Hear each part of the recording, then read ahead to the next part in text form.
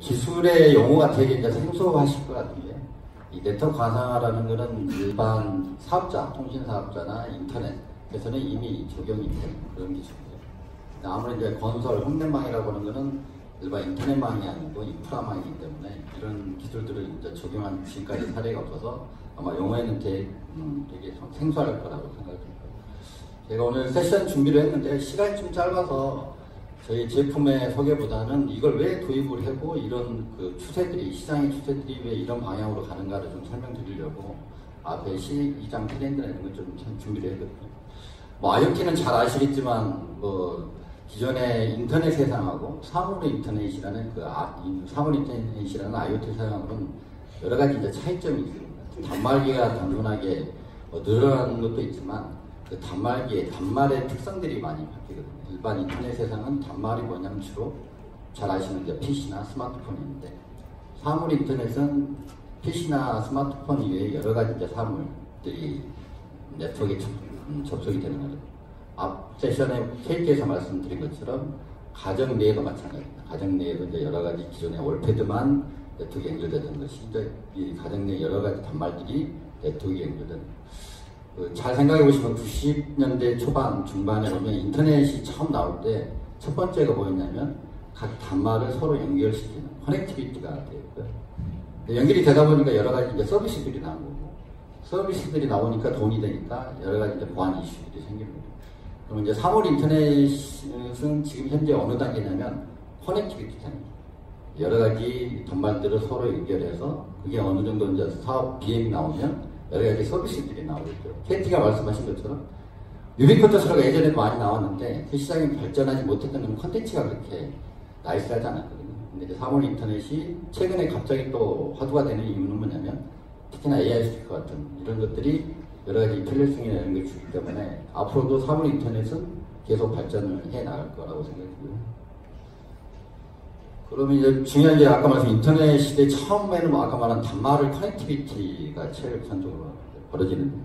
왼쪽 편에 보면 건설에는 크게 두 가지 망이 있죠. 홈네트워크망하고 사업자들이 구축하는 인터넷망. 왼쪽에 있는 거는 각 건설사가 입주 전에 이미 깔아놓는 인프라고, 오른쪽에 인터넷망은 입주 후에 통신사업자가 깔아놓는 망입니다. 여기 그냥 잘 아시는 뭐 IPTV 서비스 같은. 제가 말씀드리고자 하는 거는 오른쪽에 인터넷망이 아니고 이제 왼쪽에 홈넷 인프라망에 크게 보면 단지망하고 세대망이죠. 세대망이라는 건 각 세대들을 연결해주는 홈네트워크, 월패드 같은 그런 망을 이제 세대망이라고 하고, 단지망은 요새 이제 커뮤니티망도 이야기가 되고 있는데 헬스장도 있고 뭐 도서관도 있고 이런 망들을 또 단지망에 여러 가지 놀이터 CCTV라든가 이렇게 보면 주택법에 의하면 망은 크게 보면 홈네트워크는 두 개 망으로 되죠. 단지망하고 세대망.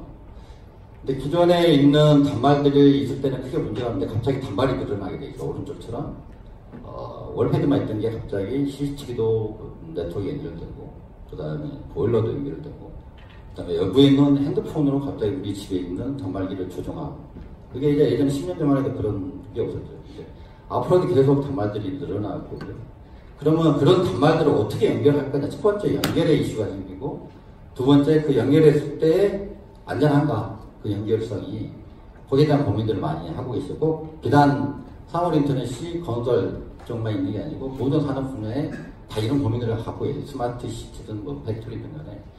그러면 기존에 있는 이런 폐쇄망이나 이런 전용망을 다 연결하려다 보면 망이 되게 유연해져야 될 것 같아요.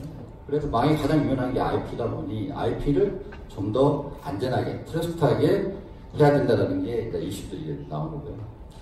가장 중요한 게 이 인터넷하고 사물 인터넷은 뭔 차이가 있느냐. 많은 차이가 있어요. 첫 번째로 단말이 틀리죠. 단말이 틀리죠. 단말이 틀린다기보다 많이 확대되죠. 일단 단말이 개수가 많아져요. 단말의 개수가 많아지고 그 단말의 라이프 사이클도 틀리고, 또 중요한 게 또 하나 특징이 뭐냐면 서치 플로우, 데이터 플로우가 전 반대 방향이에요. 예를 들면 PC는 우리 네이버도 많이 접속하면 주로 클라우드나 센터에 있는 서버에서 데이터를 다운로드 방식이잖아요. 반대로 CCTV 같은 경우는 내가 1년 365일 밑에서 단말에서 클라우드 쪽으로 올린 거거든요. 관제식이든 클라우드가 됐든. 무슨 말이냐면 데이터 플로우가 좀 반대라는 거죠. 그럼 세상이 똑같지 않다라는 거죠. 제가 삼성전자에 가봤는데 5G 나오면 다운로드가 1G고 업링크가 300메가라고 하더라고요.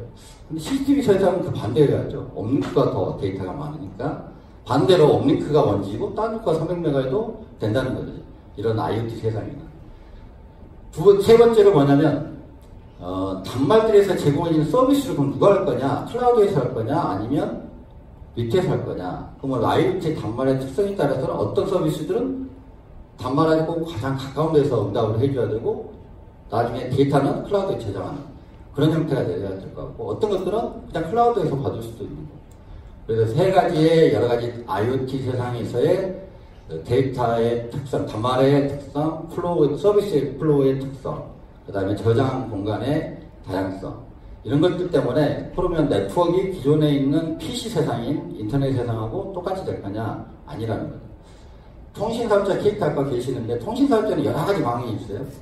망의 종류에 따라서 인터넷망도 있고 FLS망도 있고 뭐 IPTV망도 있고 그건 왜 그러냐면 단말이 틀리기 때문에 망도 거기 단말의 특성과 서비스 요구 조건에 따라서 망이 많이 생기는 거죠.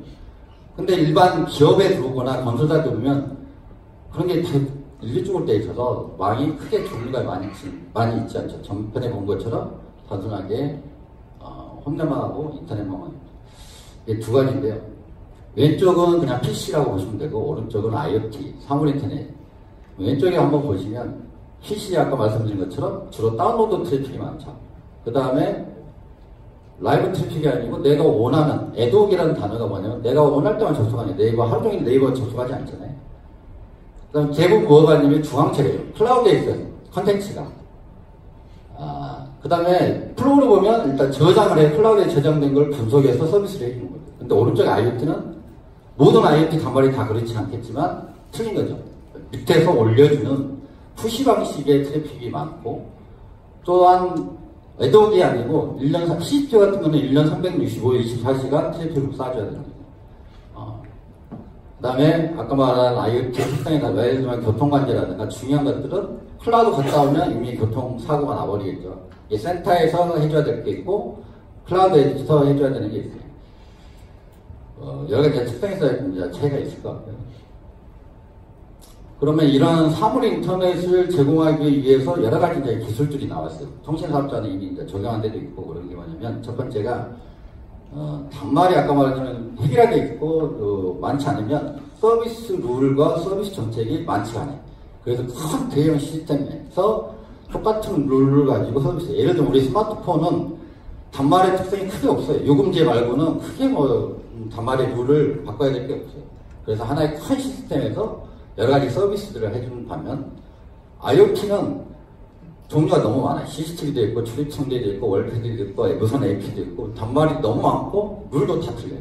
그러니까 큰 시스템보다는 조그만 시스템들을 해주면 좋겠죠. 또 하나 단말의 개체수가 너무 많다 보니까 라이프 사이클이 좁아요. 뭐 자꾸 교체도 하고 뭘 옮기고 막 이래서 리소스를 효율적으로 배분해줘야 돼요. 그래서 큰 시스템보다는 조그만 시스템을 하는 거예요. 서버 가상화로 이제 많이 바뀌게 됩니다. 지금 최근에 이제 건설사가 IoT 플랫폼 만드는데도 아마 저런 기술들을 고려를 하실 것 같고요. 또 마찬가지로 그 단말에 있는 정보를 저장하는 쪽하고 그 저장된 데이터 쓰는 쪽이 틀려야 돼요. 두 개 크게 보면. 그러면 엣지 컴퓨팅이 필요한 거는 예를 들면 건설사로 보면 방제실에 있는 홈넷 서버는 엣지 컴퓨팅을 저는 생각할 때 옛날에는 그건 개념이 없었는데 그 다음에 모바일에서 쓰는 아마존 웹 서비스에 있는 IoT 플랫폼은 클라우드라고 보시면 될 것 같아요. 클라우드에서 해주는 거는 모바일 접속용, 모바일 서비스용이고 홈넷에 있는 홈넷 서버는 월패드나 이런 홈넷 쪽에 있는 서비스를 해주는 거예요. 그거를 클라우드 다 올릴 거냐? 못 올리죠. 일부 기능은 클라우드에 올리고 또 일부 기능은 홈넷 서버에 여전히 제공을 해줘야 되겠죠. 그렇게 어떤 서비스가 이분화될 거다. 앞으로는 클라우드에 다 갈 수도 있지만 홈넷에서도 해줘야 될 그런 기능들이 있기 때문에 이중화돼서 그런 것들을 보통 이제 엣지 컴퓨팅, 엣지 플랫폼 이렇게 이야기가 될 수가 있고요. 그럼 말한 것처럼 예전에는 홈넷 서버만 하면 되는데 이게 갑자기 클라우드로 하면 연결을 해줘야 되잖아요. 클라우드 IoT 플랫폼하고 연결해야 되고 모바일하고 연결을 해줘야 되고 옛날에는 월패드만 연결하면 되는데 갑자기 무선 AP도 달리고 CCTV 달리고 뭐 보일러도 연결되고 이런 연결을 어떻게 해줄 거냐. 안전하게 하기 위해서 뭐 물리적으로 전용선을 끌 수도 없는 거니까 그래서 무슨 기술이 나오냐면 아무래도 이제 사업 타당성 이런 거 보통해서 네트워크도 그러면 단말기나 서비스에 따라서 가상화를 통해서 구성을 해보자 이런 기술이 가상 네트워크 가상화 기술이라고 보시면 될 것 같아요. 설명하다니까 VLAN을 많이 아시더라고요. 건설사장은. VLAN은 뭐냐면 로컬에 있는 L2 레벨에서 나눠주는 거고요. 근데 VLAN은 그 세대를 넘어가면 분리를 해줄 수가 없겠죠. 그래서 이제 VLAN은 레이어에 따라 틀리는데 L2 레벨에서 하는 거고 그 이상은 다른 기술들이 필요하겠죠. 망이 되게 복잡하죠. 사업자 망은 저렇게 되게 복잡하죠. 건설사 혼내선 요 정도는 아니어서 개념은 똑같다고 보시면 돼요. 단말이 있고 엣지 컴퓨팅이 있고 또 방지실에 있는 서버가 있고 방화벽을 통해서 클라우드가 있고 그러면 이런 것들 안전하게 하기 위해서는 크게 이제 네 가지가 있을 것 같아요. 시스템, 경계, 네트워크, 단말. 제가 하도 건설사 다니고 보안 업체들 만나고 다니면 야 우리 이미 잘하고 있는데 뭘 해야 돼? 이렇게 하는 말씀들 많이 하셔요. 그럼 제가 뭐라고 하냐면 네 가지 카테고리 중에 어떤 거 하고 계세요? 그러면 시스템 보안과 단말 보안이에요. 대부분이. 그 다음에 경계 보안. 경계 보안은 방해벽. 시스템 보안이라는 건 서버에다 뭐 기기 보안이나 뭐 서버에다 뭔가를 패치할 때. 단말은 뭐 올패드에다 뭔가를 패치할 때. 그런 것들을 많이 하고 계세요. 경계 보안 방어벽 설치하시잖아요. 현재. 근데 네트워크 보안은 거의 안 해요. 제가 알기로는 국내에 네트워크 보안을 하시는 분들은 거의 없어요. 근데 사람들이 나 네트워크 보안 하는데 엄밀하게 하면 영어로 보면 틀려요. 방화벽은 네트워크 보안이라고 말하겠지만 페리메터 시큐리티 영어로 보면 무슨 말이냐면 우리 고속도로를 가다 보면 차에 안전하게 해서 에어백도 하잖아요. 에어백은 단말 보안이라고 보시면 돼요. 근데 고속도로 따라 지금 차단이 있죠. 하이패스 차단기. 이거는 경계 보안, 방화벽이라고 보시면 돼요. 근데 전용 차선이 네트워크 보안이거든요. 그래서 약간의 이제 용어가 헷갈릴 수가 있는데 엄밀히 말하는 네트워크 보안은 현재 적용되어 있지 않다. 그 다음에 각 망에는 여러 가지 홀들이 있으니 저런 것들을 준비를 해야 되는 거고요. 아까 말씀드린 단말에서 어떤 데이터를 저장하는 경로가 있고 그 저장된 데이터를 가져간 경로가 틀려요. 그래서 저장하는 경로와 가져가는 경로도 네트워크 구성을 하실 때 고민을 해보셔야 된다. 그래서 아까 말씀드린 것처럼 여러 가지 IoT 단말의 특성이 여러 가지이기 때문에 그 단말에 따라서 기존의 하나의 네트워크로는 여러 가지 서비스 제약이 있어서 단말별로 또는 서비스별로 망을 구분을 해줘야 된다. 이런 말이고요. IoT가 아까 말씀 처음에 뭐라고 그랬죠? 커넥티비티가 있고 나서 서비스가 있으면 그 다음부터는 돈이 되니까 뭐가 되냐면 자꾸 해킹이라는 이런 위협이 있는 거죠. 인터넷 세상도 마찬가지고 앞으로 사물 인터넷도 똑같이 해킹에 대한 이슈들은 앞으로 더 많이 생길 것 같아요. 최근에 이제 기사들 보시면 오늘 보니까 앞에 세션 다 동영상 틀더라고요. 그래서 저희가 동영상도 저도 틀까 했는데 이 신문기사 인터넷에 쳐보시면 스마트폰 해킹 보면 여러 가지 동영상들 많이 있어요. 보시면 가장 문제가 되는 게 뭐냐면 스마트폰 쪽에서는 도락 열리는 게 제일 문제죠. 왜냐하면 단순한 정보 탈취가 아니고 이거는 사람의 인체를 해를 줄 수가 있고 그 다음에 월패드에 있는 카메라나 마이크는 어떤 정보 탈취가 아니라 개인 사생활 유출이 돼서 이거는 사회적 이슈가 될 수가 있어요. 그래서 이런 것들에 대한 고민들이 필요할 것 같고요. 또 외부 기계나 자료들 보면 여러 가지 이제 기술들을 통해서 제안을 하는데 억세스에 대한 보안도 매우 높게 고민을 해야 된다. 그래서 기존에 그럼 보안이 안 돼 있느냐? 여기 보시면 뭐 시스템 보안이라든가 단말 보안이라든가 이미 하고 계시잖아요. 방화벽도 설치하시고 하시는데 앞으로는 네트워크 보안, 그다음 모바일로 통해서 아까 말한 AI 스피커 같은 거 접속하실 때도 여기에 대한 보안을 고민을 하셔야 될 거고요. 그다음에 단순하게 구간 보안이 아니고 엔드투엔드 보안에도 신경을 써야 될 것 같다. 그래서 알아두는 이런 고민들을 한 5년 전부터 했고요. 5년 동안 저희가 이제 개발을 해서 향후에 사물 인터넷 세상이 왔을 때 기존에 있는 기술을 가지고는 어렵다.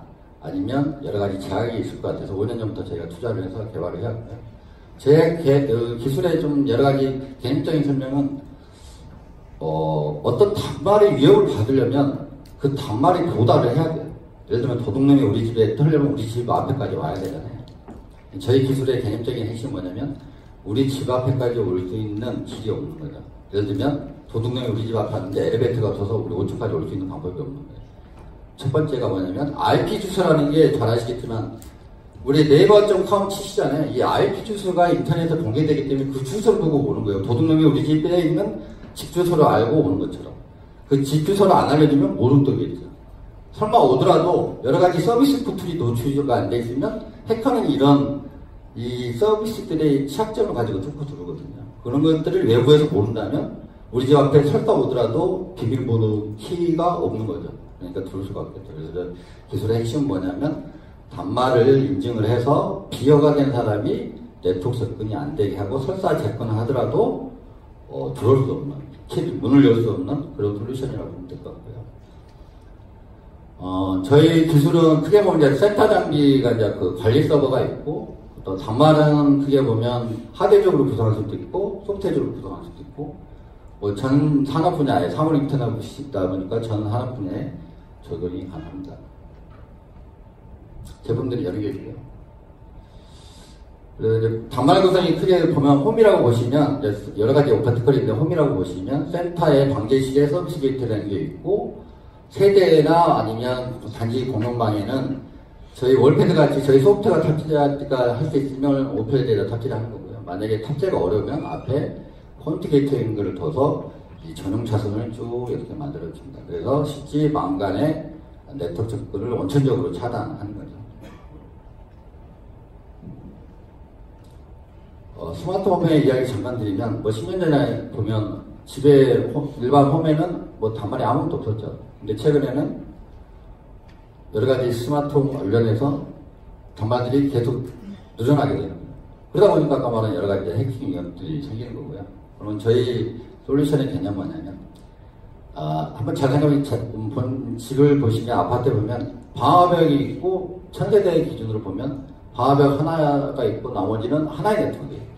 근데 각 세대는 주택법에 의하면 벽하고 천장을 통해서 세대 구분을 해요. 근데 사이버 공간은 다 뚫려 있어요.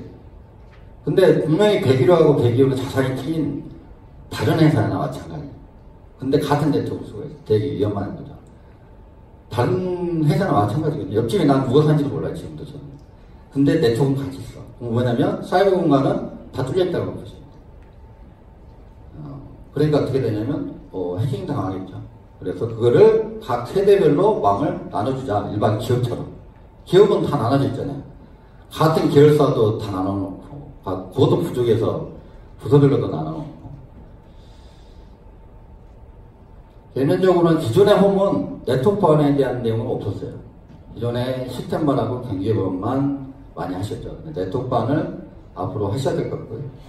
보안 기술, 네트워크 보안 기술은 되게 다양하게 있어요. 접근 통제, 아까 말한 고속도로의 차단기 같은 거 여러 가지 기술들이 있는데 이런 것들이 좀 종합적으로 해야 될 것 같고 이제 최근에 저희가 이 정책 제안을 1년 반 전부터 국토부나 이런 쪽에서 나온 제가 듣는 이야기는 내년 1월부터 나올 것 같은데 보신 내용으로 보면 단지나 세대에 있는 단말들을 각 개별적으로 분리를 해라 이렇게 나올 것 같아요.